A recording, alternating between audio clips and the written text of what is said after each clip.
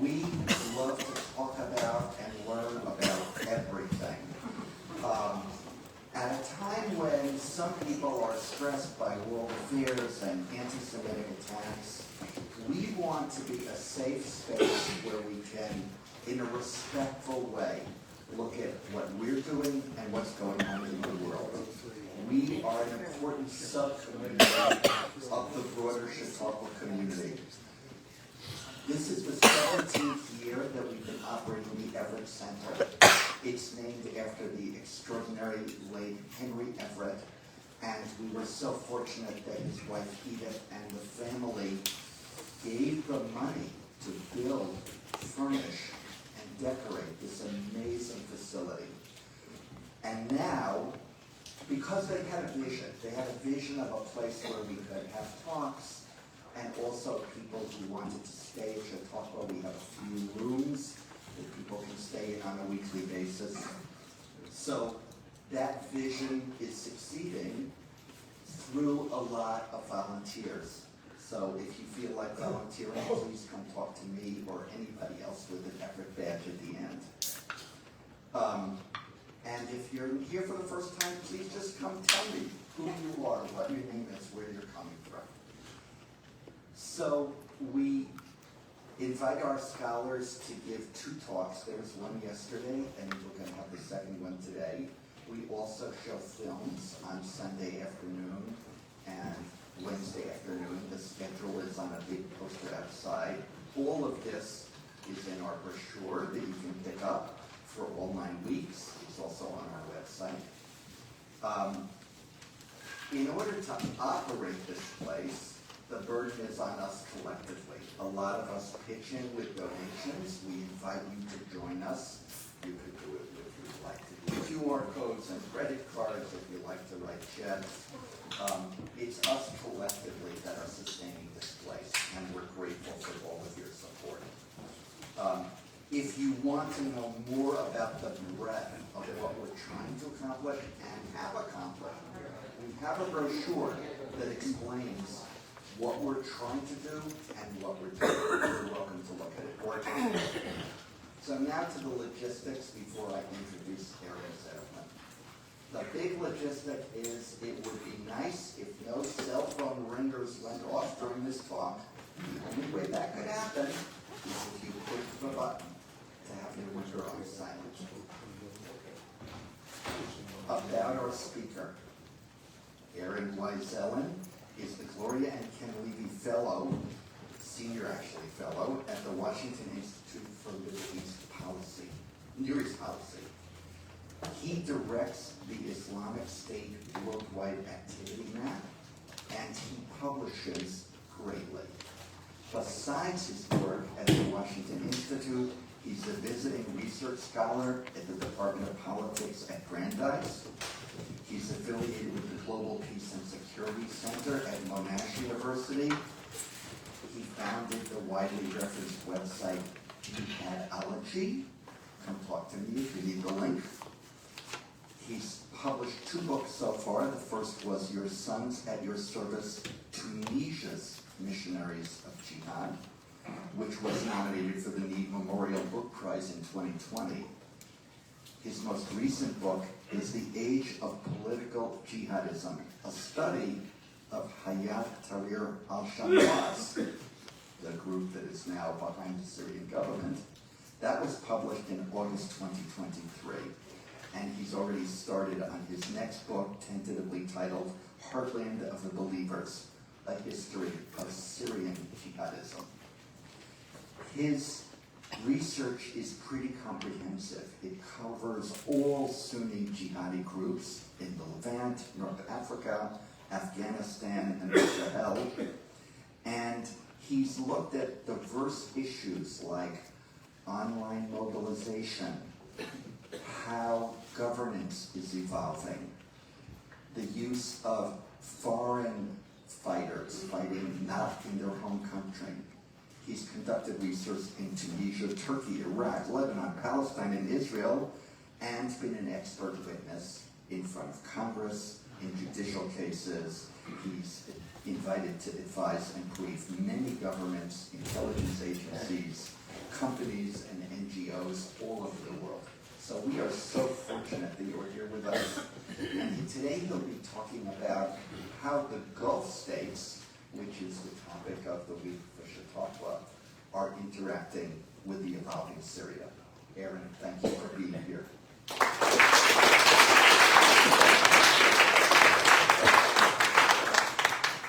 Great. Thank you so much. Thanks for everybody that was here yesterday and came back. And for anybody that heard anything from word of mouth, I'm happy that you're here today too then. And because of that, the first slide or the first part of the presentation, I'm kind of do a little cheat sheet to get an idea of what we talked about yesterday so you can get sped up, because in some ways today's part 2 to yesterday's part 1. Looking at the Gulf states, and yesterday was primarily looking at Syria specifically so that you have a really good idea about understanding why the Gulf states are doing what they're doing. But essentially, reviewing yesterday's talk, we discussed how what happens in Syria doesn't necessarily stay in Syria, whether it's related to power competition from regional and global actors, whether it's related to terrorism, with ISIS in particular, refugee flows, the Captagon drug trade. We also looked at sort of the who's who in the conflict, and we had a whole long list of all the various actors. And then we discussed the group that took over the government, essentially, Hayat Tahrir al-Sham, where they essentially went from being affiliated to the global jihadi movement with the Islamic State, then with Al-Qaeda, then they're like, we're going to do our own thing, to more of this local Islamist-flavored government, but also could be described as Sunni majoritarian. But then I also talked a little bit about the problems the new government has been having to deal with, whether it's related to displacement, poverty, infrastructure destruction, lack of primary and secondary schools, as well as the electricity issues. And then the goals in many ways of the new government is related to stabilization, transitioning from the old regime to the new one, sanctions relief and investment, governance, integration of the armed forces, dealing with different security challenges, whether it's related to ISIS, Hezbollah, the Captagon trade, dealing with the chemical weapons, which we got into a little bit, as well as talking about the interests of the external states, and the ones we're talking about today, in particular the Gulf states. We, discussed how they're seeing it as a huge investment opportunity, as well as wanting there to be stability, a potential geopolitical win against Iran, since they've been adversaries and rivals for years, as well as stopping the tide of terrorism, as well as the drug trade, especially related to Saudi Arabia, since a lot of the Captagon, the methamphetamine that I was talking about yesterday, is shipped from Syria, going through Jordan into Saudi Arabia. It's become a huge issue. And then I briefly discussed sort of the mending governance activities that they do on a day-to-day basis that's sort of outside of the news items. And then sort of talking about some of the missteps in the transition and why people are less excited in some ways of where things are going now than maybe they were just a month ago, related to sort of the failed national dialogue, the poorly constructed constitutional declaration that I mentioned had a lot of power to the executive, the lack of capacity in many ways, as well as their own issues of trust beyond sort of the cohort that they took over the country with. Skeptical minority buy-in, unfortunately. Obviously, some of it's legitimate.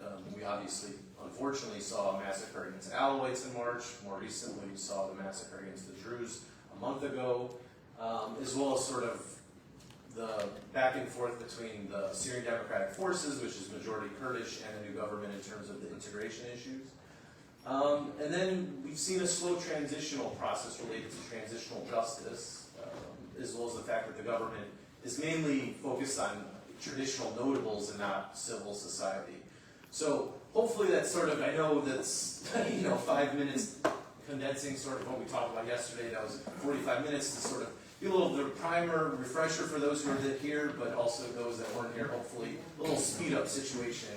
But if you're more interested in a lot more details, obviously the video is online. So what are the Gulf states' actual interests related to Syria in general? For one, there's a lot of historical linkages that most people don't recall or maybe remember. In many ways, the first Muslim polity after Muhammad died was based in Damascus. Obviously, at the time, it wasn't called Syria because Syria is a nation state. But it was based in Damascus, and it was the Umayyad Caliphate. And this mosque here is the Umayyad Mosque, which I was at when I was in Syria. And it's an important place not only related to sort of the relations, but also within Islam itself. Besides, most traditional understanding of Mecca and Medina being the key places, as well as Jerusalem also having a tertiary place, Damascus is actually considered the fourth holiest city within Islam. And so because Islam came from what is now today Saudi Arabia, there's obviously a lot of closeness and linkages, because they're all, at least most of the people in Syria are Sunnis.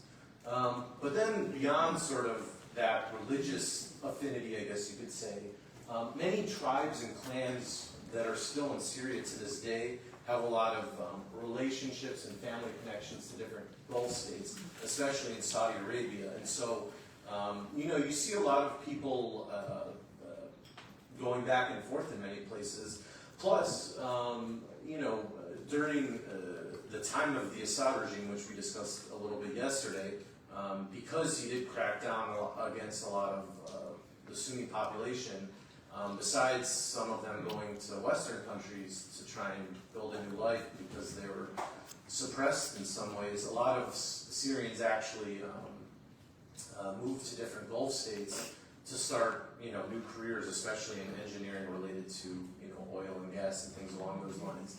Interestingly enough, the president of Syria now, Ahmed al-Shara, formerly known as Abu Muhammad al-Jalani, he actually was born in Saudi Arabia and lived there the first 8 years of his life. And so there's also this connection, I think, between him and Saudi Arabia, as well as why I think the Crown Prince of Saudi Arabia, Mohammed bin Salman, also is very interested in seeing Syria succeed, because they're also both relatively a similar age. I think Mohammed bin Salman is like 38 or 39 now, whereas Ahmed al-Shara is like 42. So they're from the same generation also.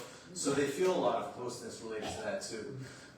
Besides that, more in the modern era, we see that the Assad regime, starting in the 1970s and then the 80s, especially after the Iranian Revolution in 1979, that there was this big alliance with Iran, and it in many ways became a thorn in the side of the Gulf states, because after the Islamic Revolution in Iran, they became adversaries in many respects.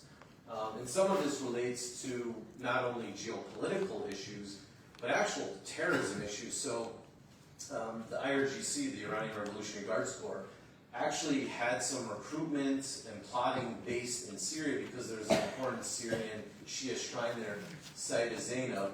It's a suburb of Syria, Sayyidah Zainab. And they'd actually recruit people there to then go do terrorism attacks abroad. One of the biggest known ones is related to the Khogar Towers in Saudi Arabia in the mid-1990s. But you also saw attempts in Kuwait, as well as other Gulf states too. And so not only is it related to just the geopolitical aspect, but also the security element as well. Then in terms of the civil war, we saw a growing Iranian regional presence and strength in many respects. They assisted the Assad regime, at least in the initial part of it, and therefore that brought in all these different Shia foreign fighters and militias into Syria and projected power out, and made it much easier for Iran to have its so-called land bridge between Tehran and Beirut, from the Iranian regime to Hezbollah in terms of weapons transfers and logistics and everything related to that, that didn't specifically have to do with Syria, but was more related to their front against Israel. And so that was definitely worrisome for the Gulf states, not only specific to the Israel angle, but just the general growth of Iranian power projection in the region. And then there's also the issue of terrorism threats in Captagon. If you'll recall, when the Islamic State came into Syria, there were more than 40,000 foreign fighters that streamed in to join up with the group because they claimed to redo the caliphate. But the issue is not only did they, operate within Syria during the civil war, but they also did a bunch of terrorism attacks abroad. And while much of the news usually focuses on attacks in like the U.S. or Europe, well, we did see attacks in Gulf states as well, and citizens from Gulf states did go to Syria as well. And so they're worried about people returning back to their home countries and radicalizing new people, and therefore creating other security dilemmas. And then, as I alluded to before, there's the issue of the Captagon trade. which the Assad regime was doing on an industrial level. And in many ways, a lot of it was being sent to Jordan as well as Saudi Arabia, as well as elsewhere in the Gulf too. And so for them, these were some of the issues that they were trying to deal with. So to break it down a little bit more about the Gulf's approach and sort of role within the Syrian civil war, you had different angles depending on the particular countries you're talking about. Even though when we talk about the Gulf, they're not always, in agreement on everything. And in this case in particular, we saw differences. And so in the case of Saudi Arabia, Bahrain, and the United Arab Emirates, they're more interested in backing the Free Syrian Army, which was a group of people that were defected soldiers and officers from the Assad regime's military that wanted to protect the initial protest movement. Most of these people were mainly Syrian nationalists, or they're, more non-Islamist. They're not Islamists, but they're still sort of conservative in outlook. They weren't like liberal secular or anything. But because of that, they're more comfortable because neither of those countries wanted a growth in sort of Islamist groups because they feared it in their own countries as well as a threat to their own power base. And so for them, they kind of view things in sort of that domino theory way that the U.S. did during the Cold War related to communism, that if there's some new, Islamist government somewhere in the region, then that could then go back to their own power base within their own countries, which is one of the reasons why those three countries actually were involved in helping overthrow the Muslim Brotherhood when they took over Egypt for a year and reinstalled a military regime in Egypt in 2013.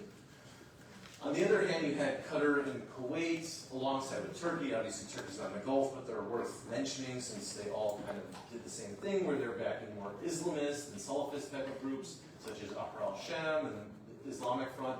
Essentially, these groups are just to, it's not the same kind of like political spectrum like in the U.S. left and right, but they're less radical than, say, Al-Qaeda, but they're still more radical than, say, like the Muslim Brotherhood, because they're involved in violence, not just political activism. Plus, many religious leaders and clerics from the Gulf states were providing money. They're traveling there and helping out with a lot of logistics related to not only humanitarian things, but also getting some of these foreign fighters into the country as well.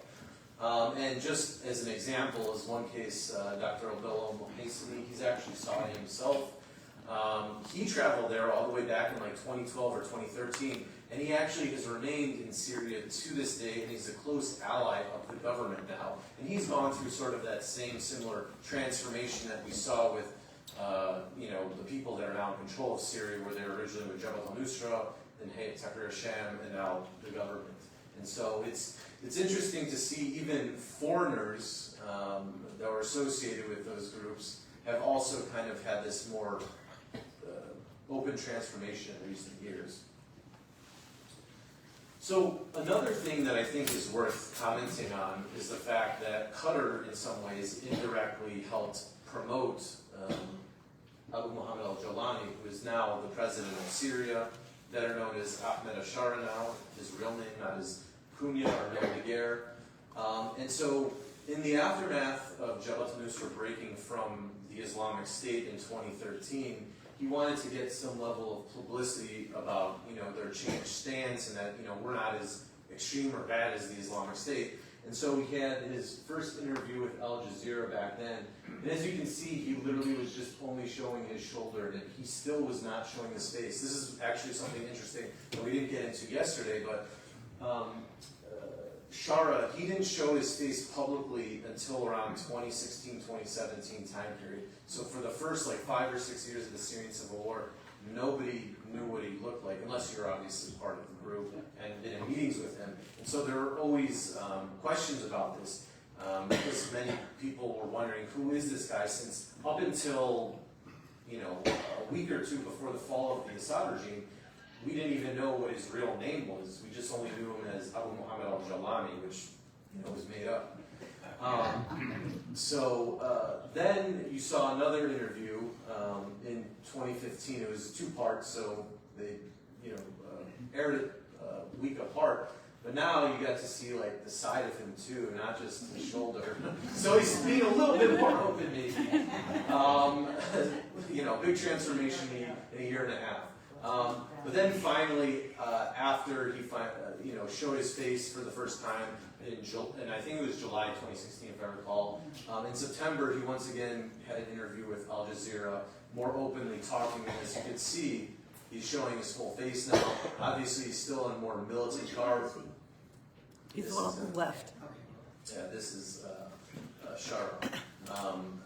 And so you can see that he's still wearing more militant garb, and this is also within like 2 or 3 months of breaking from Al-Qaeda, so he still was very much militant and extremist before a lot of the transformation we then saw over the next 8.5 years before the fall of the regime. But I think it's important to note because while Al Jazeera is a news outlet, it is, produced by the Qatari government more or less, and as we've seen how it's been used in other conflicts as well, so specifically related to Gaza, you could see how they're trying to promote certain things to push them because, at the time, this group wasn't, super popular by any stretch of the imagination. As I said, at the height of the Civil War, there was like 1,000 different insurgent groups in opposition to the Assad regime, and so they're trying to push them to the forefront. So, returning back to the Gulf states and their own policies, one of the things that we saw as the Civil War started to drag on was that there was a push to start normalizing once again with the Assad regime. Part of this had to do with the fact that the opposition and insurgency started losing territory once the Russians came in the fall of 2015. Between 2015 and 2017, I'd say much of the territory that the opposition had held was lost in those 2 years. The Russians also came up with a deal with those in the southern part of the country to essentially demobilize them and work with the Russians. So the regime wasn't necessarily controlling the South fully. They're more working with former opposition rebels, but they're being paid by the regime now to kind of cool things down.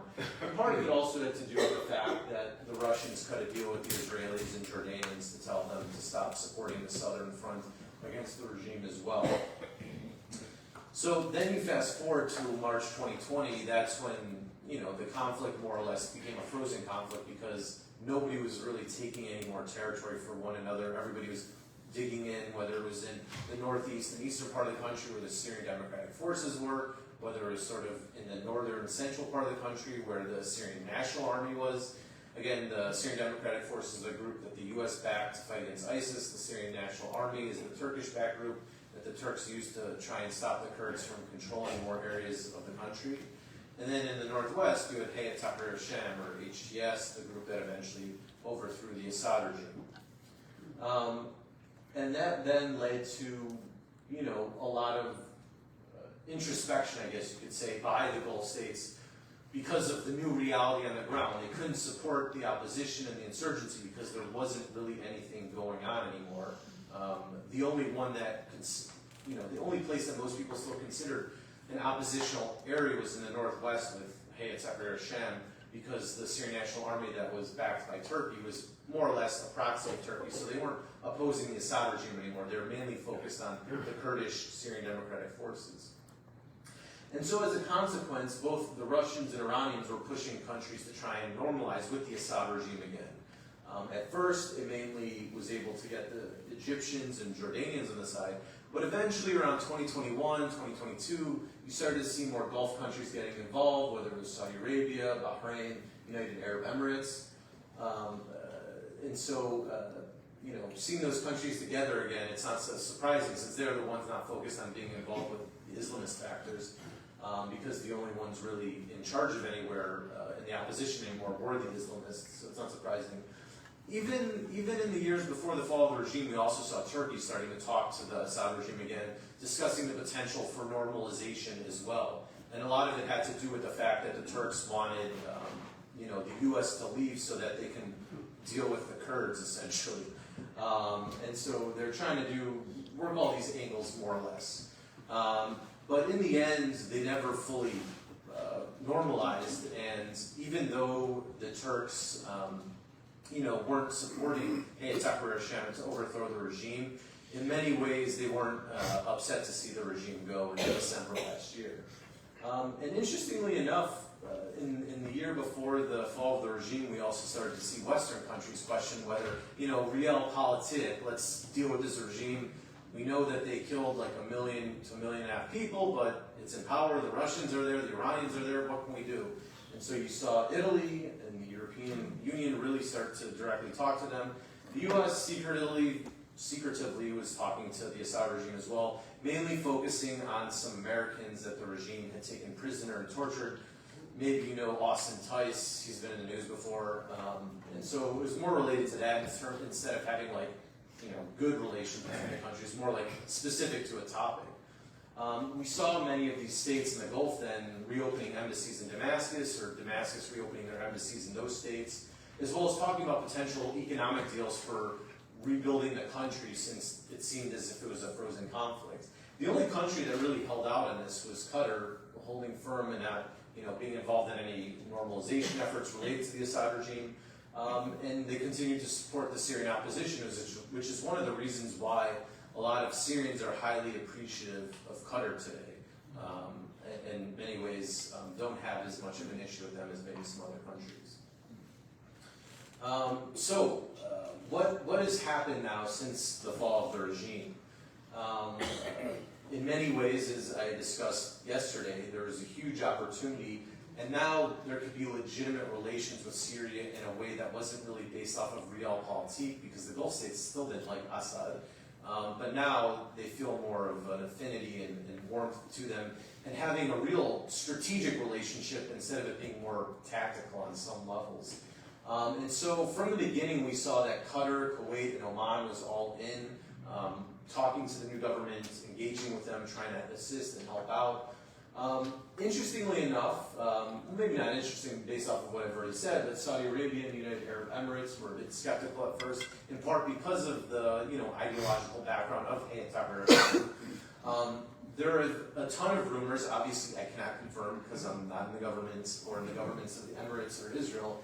But during the offensive to overthrow the regime, which took about 10 to 11 days, there was a white paper that the Israelis and Emirates wrote to the U.S. government to tell them to start bombing Hayat Tahrir so they wouldn't overthrow the Assad regime. The U.S. obviously didn't listen because the regime fell. And so you could see that there was definitely opposition to these guys coming into power. This would change over time, though, since the new government proved that it was dealing with the Captagon trade, especially for Saudi Arabia. Then you also had a lot of back-channeling going on behind the scenes at lower levels of the new Syrian government with the Saudis and the Emirates. The Saudis were the ones that thought a bit more first. But then in many ways, at least my reading of it, and I was telling this to people before there was any overt specific relations, is that the Emirates will come around eventually. Once they see the commercial interest there, they're going to see money, and they're going to want to go in. And the thing, too, is that they have cut deals with the Taliban in Afghanistan.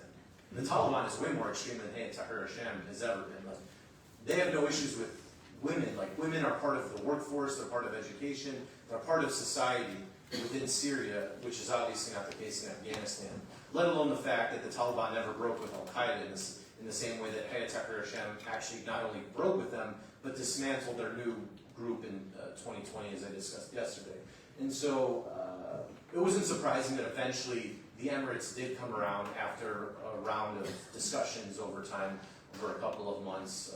And I think it was like around maybe March or April that it kind of normalized the relations between them.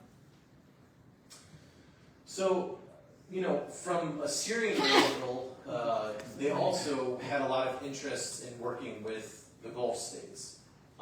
The first part is that, even though Turkey has always gone all in on supporting the new Syria, it's obviously on their border. They want to try and shape what happens in the next stage. They've also been involved in oppositional politics a lot over the years. Plus, as I noted yesterday, they want the 3 to 4 million Syrian refugees to return. They want to make sure that the Kurds don't have an autonomous zone. And they just want general stability in the region. But on the other hand, even though the Turks can help, they don't have the money like the Gulf does. They can maybe help with technical type of issues, helping out with building up governance, and things along those lines, as well as small economic projects over the border, since they're right next to each other. But the Gulf states are the ones that would be really involved in huge investments that would really be able to rebuild the country. The Turks just do not have that kind of money. Plus, they have their own inflation issues, as a number of other countries do. Plus, from the perspective of Syria, they don't want to just be reliant on the Turkish government. They want to have their own sovereignty too. Even though many people link Turkey with Syria now, from the Syrian perspective, they want to see it as a relationship that's a respectable relationship, not one of dominance in many ways. Plus, at least from a Western perspective, I think most people would prefer that the Gulf have more involvement as well, just because they might tamp down on some of the more Islamist type of tendencies due to what we've seen with the trajectory of the Turkish government, obviously over the last 20 years since Erdogan took over as part of the AKP party. And the thing too was, which I thought was a good symbol of this, was that we saw both Syria's foreign minister Assad al-Shaybani and the president of Syria, Ahmed al-Shara, their first foreign trip since the fall of the regime went to Saudi Arabia, and they didn't go to Turkey. That was done on purpose to try and signify that we don't want to just be with the Turks. And then also, they felt that they can leverage their relationships with these Gulf states to help out with sort of the relief of the sanctions and everything along those lines. And then finally, they also viewed it as a way to potentially triangulate the complicated relationship with Israel, since, of course, the Emirates, they have, part of the Abraham Accords. There's obviously been some issues between Israel and the Syrian government, and therefore they thought maybe they could talk to the Emirates to try and back-channel with the Israelis to figure things out. And then, for a time there was a discussion, especially this spring, that maybe as part of the Saudis joining the Abraham Accords or coming up with some peace agreement with Israel, that Syria could be an appendage to that as well. Obviously, that talk has cooled a little bit from the Saudi perspective, just because of everything that's been going on in Gaza, and then from the Syrian perspective, due to more of the Israeli offensive actions within Syria as well. But at least at the time, this was sort of the viewpoint of the Syrian government related to these issues. So, so since the fall of the regime, we saw that a lot of this first started from the Gulf perspective and humanitarian assistance, just trying to bring things together. As I noted yesterday, 90% of the countries in poverty, the electricity in the capital, at least now, is only 4 to 5 hours. At the fall of the regime, it was only about an hour. 40% of the buildings are destroyed. So they needed a lot of assistance, and the Gulf states did a huge role in this. But one of the things that they also did alongside Turkey was pushing the U.S. behind the scenes and private discussions for the U.S. to do sanctions relief. And the first thing that the U.S. did in December was to announce General License 24, which is part of it, from the Treasury Department. And it was essentially a 6-month waiver for people to try and do business with the government. But most governments, most businesses are going to be extremely risk averse. This is a country that was 14 years since the Civil War. They're not going to pour in resources, then maybe 6 months later they don't know if they're going to be able to continue to do it, otherwise it'll break the U.S. law. And so we didn't really see that much happening from December up until the eventual announcement that Trump made in May about him wanting to rescind the sanctions. And one of the things to note too is that Syria has been one of the longest and most sanctioned countries by the United States. They're the first country on the state sponsorship of terrorism list in 1979, alongside Iran, and that doesn't even get into all the other whole host of things. And so unwinding those sanctions, not only from just a practical level, is difficult. The U.S. government's never unwound sanctions like this ever before, because it's so complicated. You talk to people in the Treasury Department and feel like they don't even understand half of it either. And so it's very complicated. Plus, beyond the fact that there was sort of a hesitance to go all in, there was also pushback within the bureaucracy of the Trump administration to doing something with the new Syrian government to assist them due to their past historical actions. actions. And so it was definitely a choppy road for a while. And most people thought that it would take years for there to actually be any true sanctions relief for the Syrian government. But lo and behold, many people behind the scenes were like, well, if you want this to change, just talk to Trump, because then everybody under him will follow. And of course, eventually that's what happened. Even Syrians got in on mocking up a fake Trump tower in Damascus. I kid you not. I kid you not. I mean, and then Syrians started talking about making Syria great again. Like, this is a whole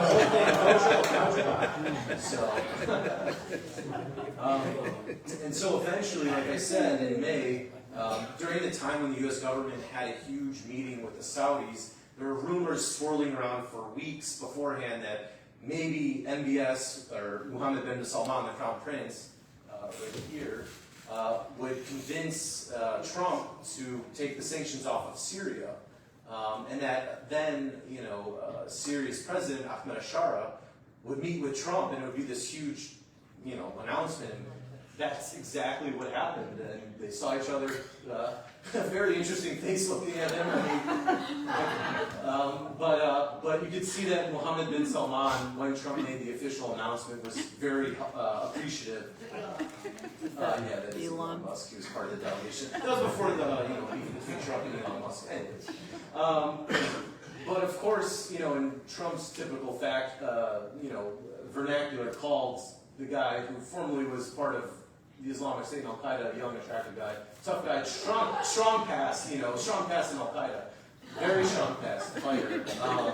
But he wanted to give them a chance at greatness, of course. Anyways, I don't need to say more about Trump, but anyway, it allowed there to be an opening, essentially, of the sanctions relief process from the U.S. government perspective, but also to give the Gulf states a reassurance that they wouldn't be breaking the U.S. law if they started doing large-scale investments and everything along those lines. So what's happened since then related to U.S. sanctions specifically? After GL-24, they then did a General License 25, which, unlike before that had this 6-month waiver, it created an unlimited waiver. This doesn't mean that the sanctions are gone according to U.S. law. That means each department in the government needs to actually take them off themselves. But at least there's a waiver now that gives cover to the Gulf states as well as any other businesses for that matter. And this is part of the press release that the Treasury Department put out. So far, the State Department has rescinded the terrorism designation related to Hayat Tahrir Hashem, as well as the leaders in the organization. So far, we've seen that the Congress has been writing bills related to rescinding the state's sponsorship of terrorism related to Syria, as well as the Caesar sanctions. The Caesar sanctions was a bill that came out, I think 5 or 6 years ago now, that essentially created secondary and tertiary sanctions. So even if you weren't directly involved in doing something with the Syrian government, if you were somehow implicated into the logistics of assisting the regime in anything related to their economy, you also would be hammered for it. So it created a chilling effect so nobody would essentially work with the Assad regime. And so undoing that would be a huge change. One of the big issues is with the Commerce Department. They deal with the export controls, and this is a huge issue when we're thinking about sort of power competition between the United States and China, because China has a lot of cheap goods and ways of rebuilding things, as we've seen in Africa in particular. So there's a huge worry that if the U.S. doesn't take off the export controls related to Syria, that mainly Turkey and the Gulf states will buy from China to rebuild the country, and therefore, there will be a lot of Chinese infrastructure. And when we're talking about, infrastructure nowadays, we're not just talking about like physical building, but also like, technology type of things related to the telecommunications lines and things along those lines. And if that's a Huawei instead of somebody else, then the U.S. isn't going to want to work with the Syrian government, because then they worry that the Chinese would be able to tap into conversations and know what's going on. And yet, so far, export controls have not gone off, even though the Commerce Department has said that they were going to do it. They were allegedly supposed to do it on August 1st. Obviously, it is now August 12th. It has still not happened. Based off of some conversations I've had behind the scenes with some folks, apparently it has less to do with policy specifically, but rather Lutnick, the head of the Commerce Department, has a beef with Thomas Barrack, who is the U.S. ambassador to Turkey and the U.S. special envoy to Syria. Both of them are business friends with Trump, but apparently they don't like each other. And so Lutnick doesn't want to give a victory to Barrack, who's been one of the faces of this U.S. policy related to opening up and making sure all the sanctions goes away. So that's also happening within the U.S. government right now. And then there's also, we've seen more momentum stall related to some of these taking it off officially beyond just the waiver aspect of it as a consequence of the violence that we saw this way last month. Essentially, a lot of people are like, well, this isn't good, we don't want this to happen. Maybe this could provide more leverage over the Syrian government to get its act together related to command and control over violence that's happening outside of the states, in terms of weapons outside of the hands of the state. And so one of the questions that we'll see going forward now is whether that we'll see state sponsorship and Caesar sanctions going off from Congress or not, because they already have written the bills. It's just a matter of them going through committee, and the only reason that process hasn't happened is because Congress has been on recess. So you can see the government's working really well. But what has actually happened now in the aftermath of General License 25? Just in the last month, we've seen a ton of deals. So we've seen $14 billion worth in investment deals. Obviously, that doesn't mean that they're just pumping money into the central bank of Syria, but rather this is about building infrastructure to help out with rebuilding the country. They're not just going to give out money willy-nilly because they don't know where it's going to go. But essentially, a few weeks ago, this top photo here was this Syrian-Saudi investment conference where the governments came up with a bunch of deals in a bunch of different industries. And more recently, just a week ago, you had this huge conference with a number of different countries, also where you got a $4 billion deal for building a new Damascus airport with Qatar. Then you also had a deal with the UAE related to building a subway system within Damascus itself, which would really help alleviate things because the traffic is terrible and the pollution is horrific. So not only would it have benefits in terms of just helping the population get around, but also there would be a huge health benefit. From my own experience when I was in Damascus, my throat was sore the whole time I was there just from the pollution, just being around. And I wasn't putting my mouth on an exhaust in the car or anything. It was just being there. And so hopefully that will be useful. Obviously, these types of projects are going to take years. There's also a deal with an Italian company. And then more recently, which is a huge thing, especially when we're talking about the electricity issue that I've gone back to a number of times yesterday and today, is that there's a deal that was done between the Syrians and the Azerbaijanis. Obviously, the countries don't have borders with each other, so this gas pipeline from Azerbaijan goes through Turkey and then into Syria. And essentially, the Qataris are helping pay for it because, like I said, the Gulf states have the money, the Turks don't. And so there's essentially this four-part deal between the Azerbaijanis, the Turks, the Syrians, and the Qataris. And it just went online in the last few days within Syria itself. And many people believe within 6 months, hopefully that will get the electricity up to around 9 to 10 hours a day. Obviously, still not even half the day, but a lot better than it has been in recent months, which is 4 to 5 hours from the 1 hour in December, January time period. So it's a slow, gradual process, as you can see. Will this all work out? It's hard to say. And just as an example, this is the mock-up of what they want the new airport to look like, as well as the different metro lines for the Damascus train. And this is just a description of the different deals with the Saudis. But like I said before, we've seen a slowdown in sort of the process within the U.S. government of the sanctions relief. I think we'll get a better answer on how that might go after Labor Day. Usually things start picking up again in the government after that. So in early to mid-September, we might see more movement. So that might also be able to tell us a little bit more how Congress is going to deal with this, as well as how the Commerce Department might deal with it. But then, one of the things that could hinder the potential rebuilding of things and also undermine the Gulf states trying to assist bring Syria, back from the abyss of the 14-year civil war and 54 years of totalitarian rule is, this growing, competition that we see between Turkey and Israel. from the Turkish perspective, they don't really see a competition. They just want to make sure things are stable. They're not trying to like do anything against Israel. But the Israelis are worried that the Turks are going to project power into Syria, and therefore that's going to negatively potentially affect Israel's border in the Golan. And the fact that, there's this view that we've taken out the Iranians, let's see who the next boogeyman is type of deal. Even though, if you talk to the Turks, they have no interest in starting anything with the Israelis. And to be honest with you, I think that they're scared of the Israelis. I think most people are at this point in the region. And most people now, even if maybe they silently agreed with the way that they dealt with Hamas and Hezbollah, the way that Israel is dealing with Syria, I think there's a lot more disagreement and viewing it as more of a destabilizing action instead of dealing with groups that the Gulf states also dislike, in Hamas and Hezbollah. And so there's also those tensions there too.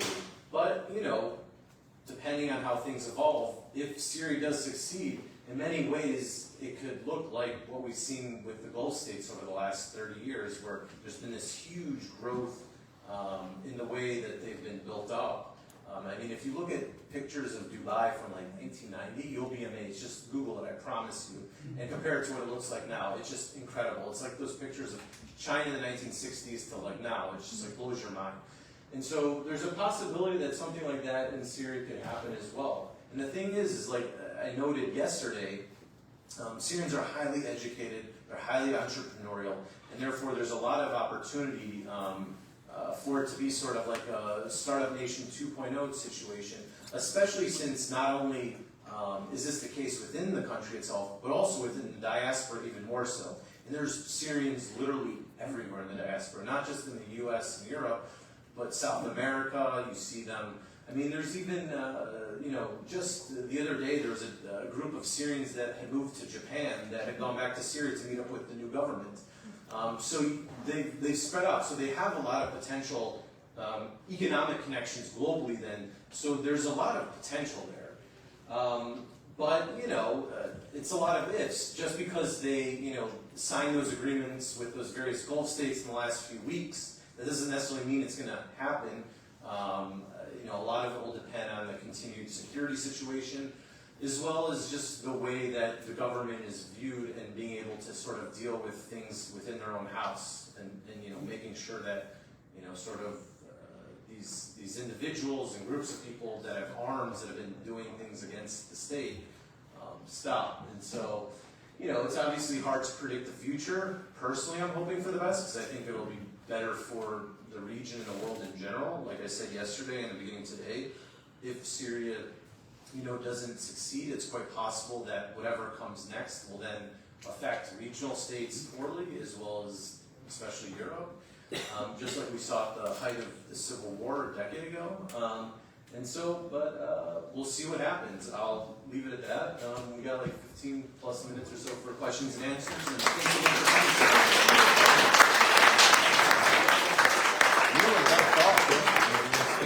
for coming. Thank you, Aaron. We're going to start with questions in here, and Richard is going to hand you a mic so that everybody can hear the question. Yes.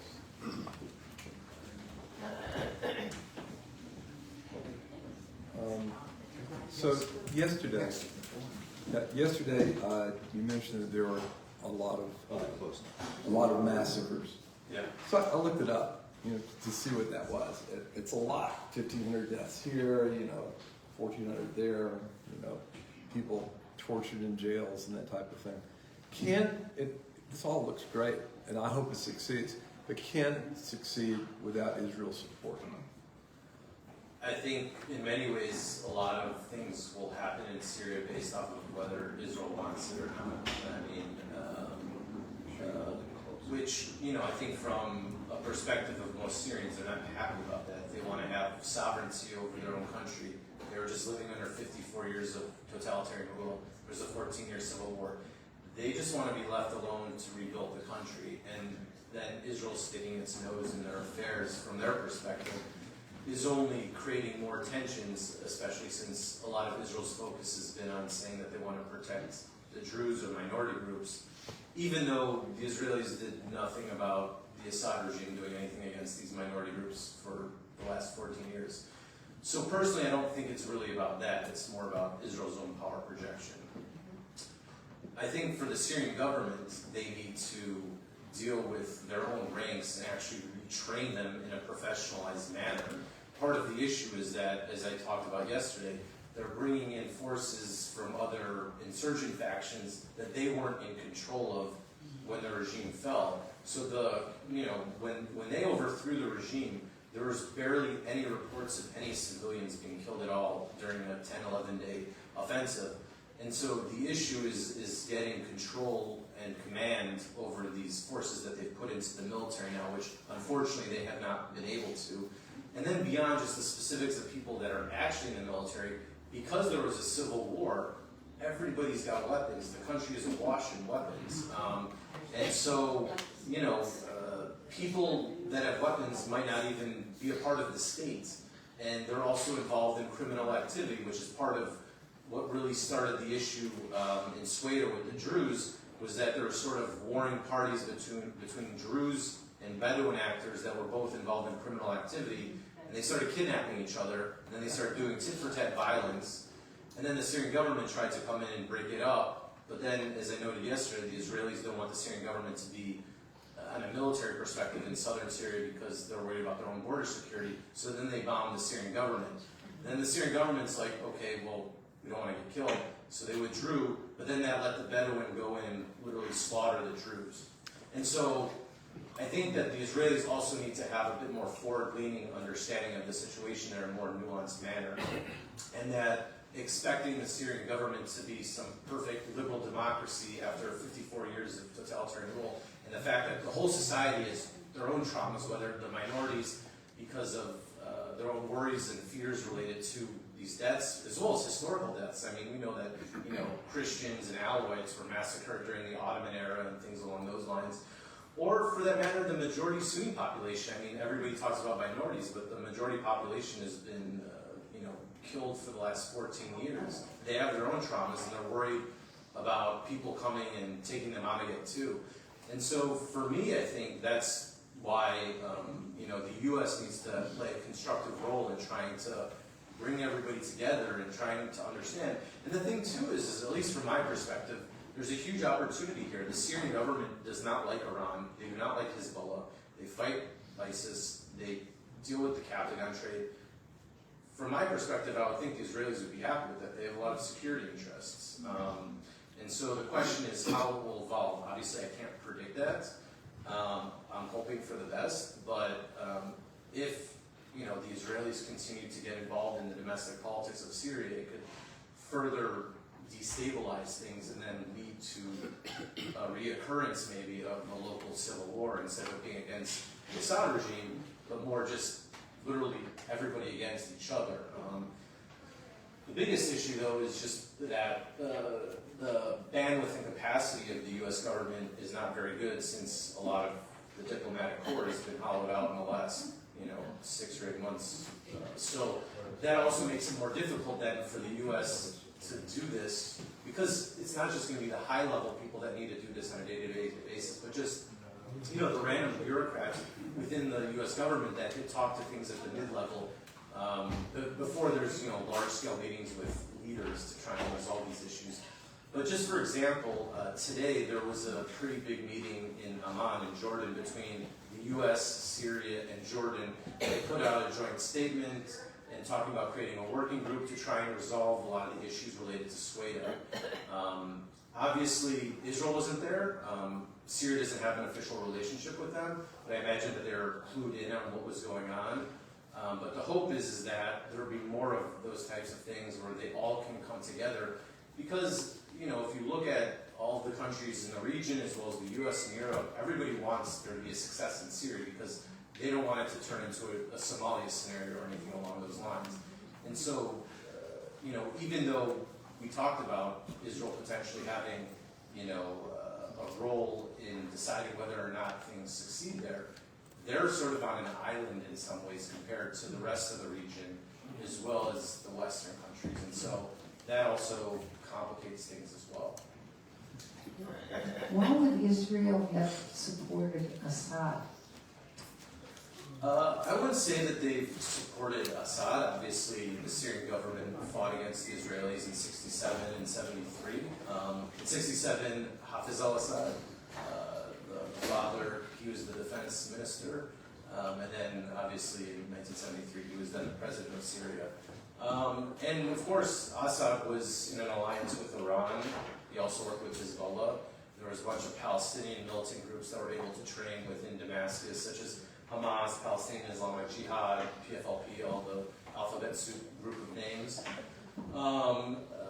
But unlike in Lebanon, the border with Syria was mostly quiet. So even though there was, not relations and they didn't like each other, they're happy that the border is quiet.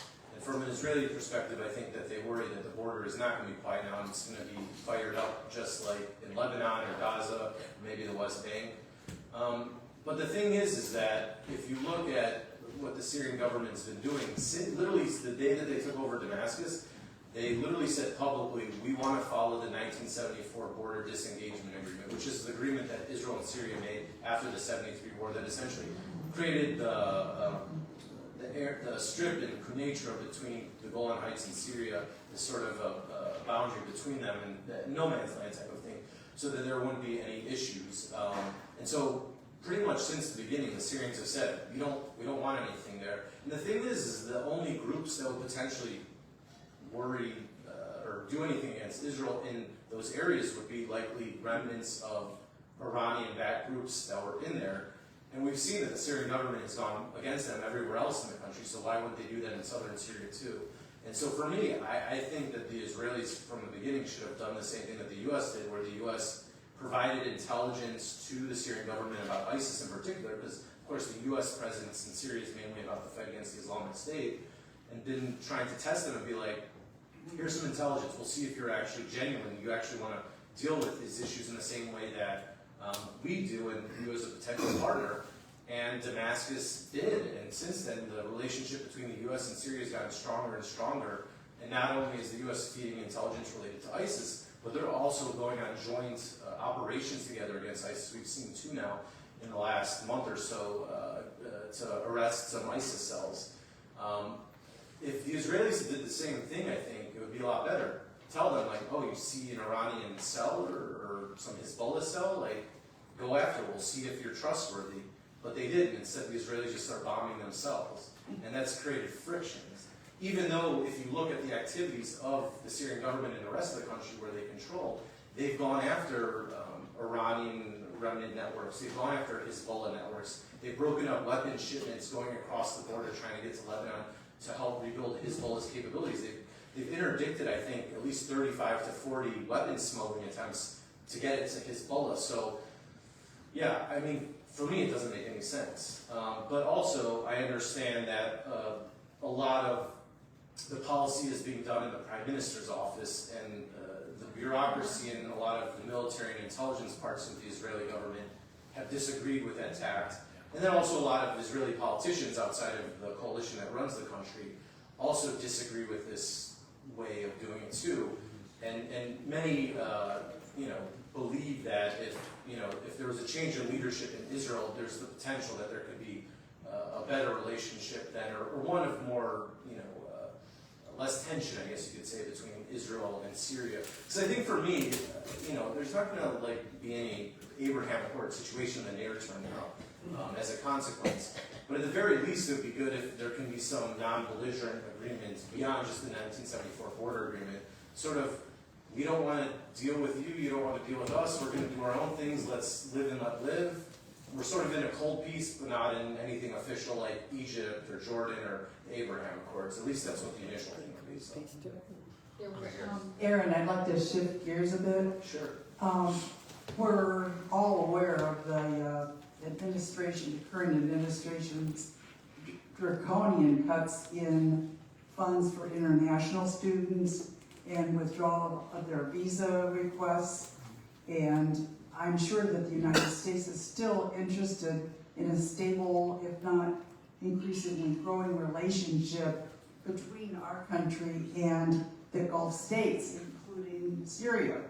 So the intelligentsia, if there is anything in any of these states, why isn't our country more attuned to it and not making these cuts in the countries in which they hope to actually grow in stabilized political relationships? Yeah, I mean, it's huge soft power in many respects, because you're getting people coming to the country to study here and hopefully enjoying themselves and having an affinity for the U.S. so that then when they maybe go back to their own countries, unless they decide to stay here and work in the economy here, they might filter into businesses or even in the governments in those countries, and therefore that will further create bonds between the two countries. That could definitely be hindered, and when we're thinking about the future of geopolitics, obviously the government always talks about China, but if there isn't the ability for people to study in the U.S., I mean, there's hundreds of thousands of Saudis that study in the U.S., just for example.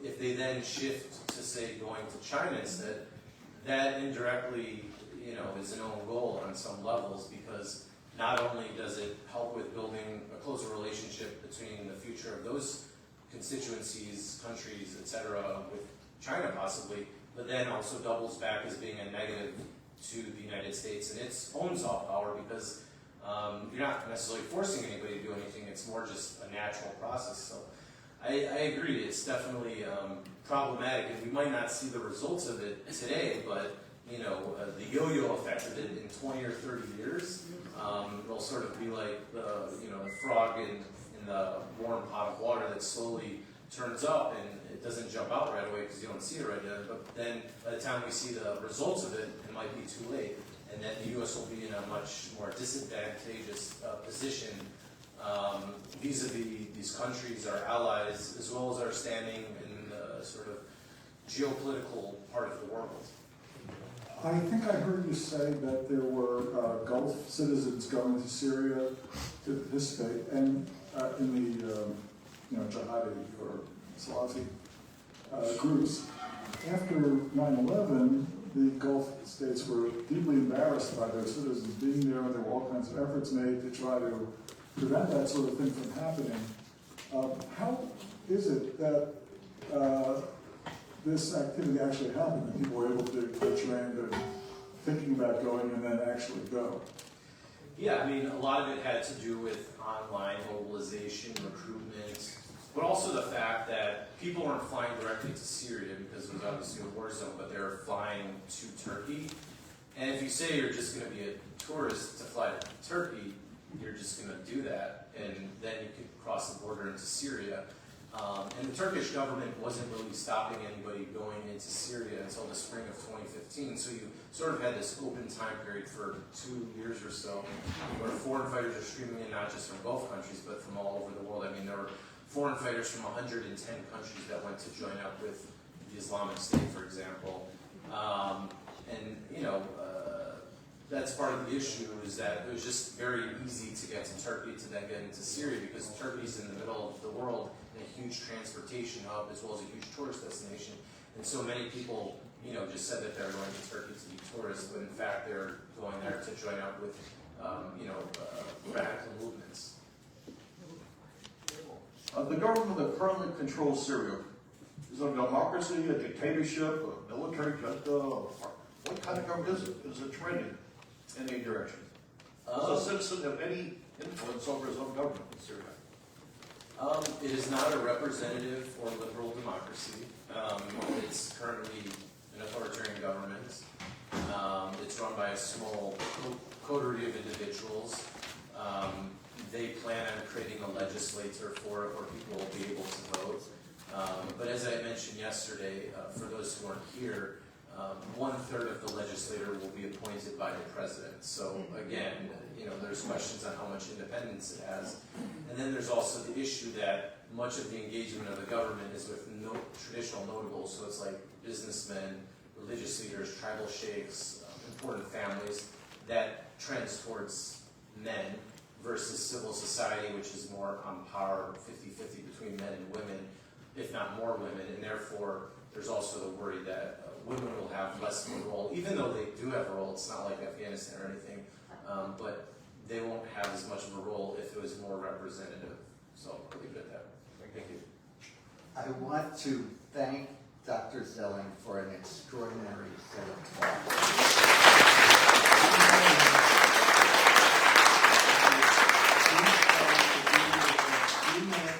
So feel free to come and introduce yourself, and thank you so much for coming. Yeah.